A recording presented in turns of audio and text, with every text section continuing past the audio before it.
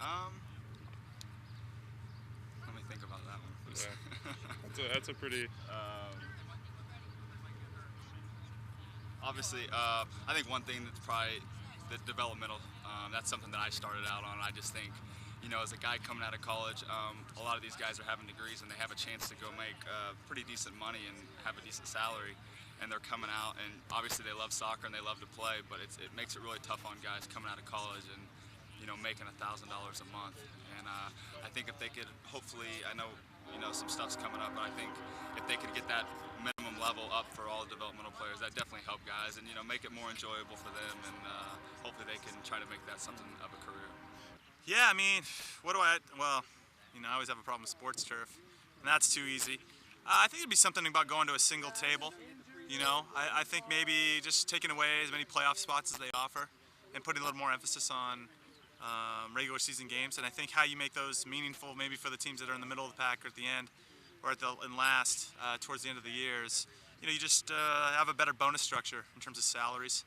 I mean, I could go off on length about the salary structure here in MLS, but I think if they wanted to give a lower base and have higher win bonuses, I just think you're going to get guys just subconsciously going to play harder when you know that you're going to get a little bit more money per win, and I just think it's going to put a better product on the field. Um, I think Charlie Joseph's one of the best defensive midfielders in the league, and I think he really just kind of holds the team together, and that's really what that position is supposed to do. So I think Charlie Joseph would be. There's different guys for different systems. I think in a 3-5-2, I would say Michael Parkhurst is probably the best guy in a three. He's very smart and very savvy, and he's got probably arguably the best defensive midfielder in Charlie Joseph in front of him, and probably the hottest goalkeeper right now, Matt Reese. So I know that makes it easier for him, but he makes it easy for them as well. So I think he's a good player. I'm trying to think, run through the teams. I think Eddie Robinson's another good player. He's just physically imposing, and I think he's the one guy in the league where if you ask a four, they just know they're going to be in a long night when they're playing against Eddie Robinson. So, for a number of reasons, and he makes it hard on you. You're going to get kicked and you're going to have to fight and scrape to get any opportunities. And so those are two different guys for two different reasons, but they're very, very, very good. Gerard being a midfielder, and I just think he kind of has the total package is what you look for in a player, and obviously you kind of model yourself after someone like that. Well, probably Alessandro Nesta. He just retired recently from the Italian national team. He plays for AC Milan, and he's been playing at a high level for a very long time. He's a fun player to watch. I just think he's very cool in his decision making. He never looks rushed. He's very calm, and he's just an excellent player. Yeah, I think our strengths is that we're a very cohesive group. Everybody gets along. It's a great locker room, and that really pushes you through to the end of the season. I think right now, obviously, we're in a little bit of lull, and we just got to continue to work hard and persevere, knowing that we have the talent, we have the players. Just once you get on a roll, and in MLS, there's so much parity in the league that if you get into a bad little something, sometimes that runs on. I feel like we have those every year. We got to try to get rid of them. Right now, we're in one. But I think one game can turn that around, and then all of a sudden you go on an 8-9 game winning streak. So I think that's something that we've really got to turn around and just get guys behind the ball, get more guys in the attack, and score some more goals. Yeah, I mean, one of our strengths is, well, it's going to have to be if we want to do anything this year, is our resiliency. And we've kind of found ourselves in a hole. I think every year I've been here, we've always gotten off to a great start, and this is the first year that in my 6 years here that we haven't. And so now, everybody's going to think the sky is falling, but, we've been through these stretches before. We've gotten to MLS Cups and won Open Cups before, despite these stretches. And, we plan on doing it again. I think one of the weaknesses is just, maybe solving other teams' adjustments.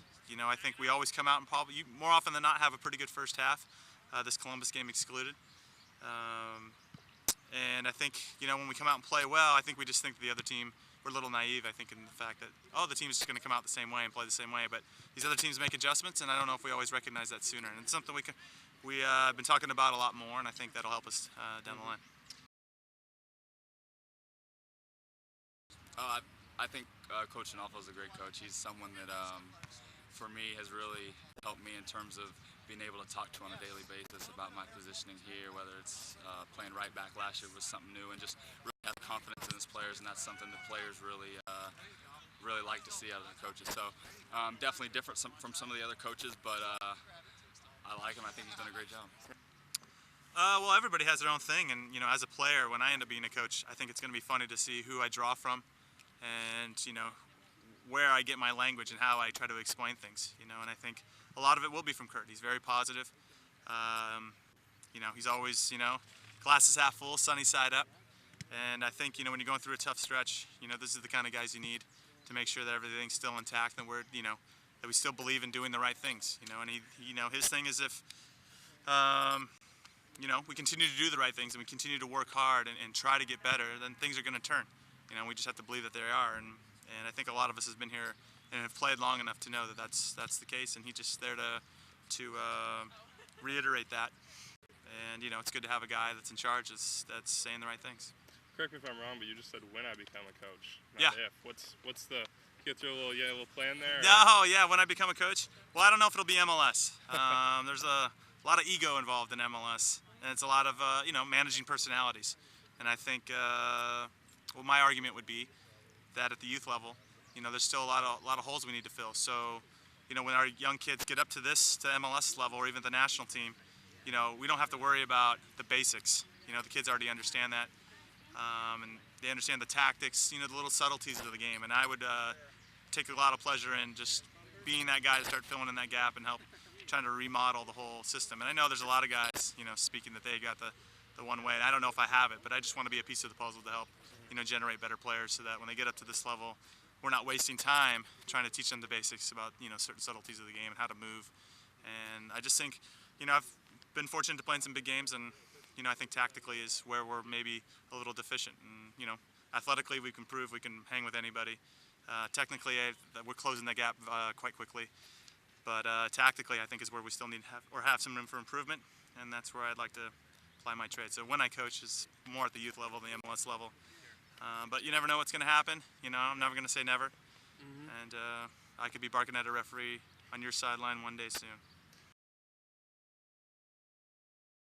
Yeah, I hope it's not me that's going to lead the team in scoring. I want one of our forwards to step up and just get off on a hot streak. We've got some great players up top. It's just, getting in good spots and getting hot and being confident. I think that's what happens when you're kind of in a slump and everybody's talking about it and everybody's thinking about it and you get questions asked and you start thinking about it a little more than you would otherwise. And so we just need those guys. We got really good forwards and they just got to get on a hot streak and be confident, hit the back of the net, and we're off to the races. Yeah, of course. I played with Nick for 5 years. Obviously we had a good understanding of each other and how we were moving together and all that stuff. And when he would do something, I thought kind of like sugar and spice. I can play hard, but Nick plays hard all the time, and he's doing whatever he can to get that advantage, whether it's pulling shirts or just he's an antagonizer. And so yeah, I think we miss a little bit about that. Miss a little bit of that, and that's something we're talking about. It's just being a little bit hard. Being like Columbus a little bit, as much as we despise those guys to a certain degree. Hopefully they'll be our rivals. They've taken it to us a little bit this year, but we still got 2 more games against them, so hopefully we can even that out. But, I think Columbus does a great job to use them as an example of just being hard to play against, and I think we as a team could do a little bit better at doing that. And I think Nick, that's just his nature. And so, in some fashion we miss him a little bit, but like I said, with Aaron Holbein and Tyson Wall, we've got some guys that can step up and fill in admirably, and now it's just a matter of getting a result, and I think once we get one, we'll be fine.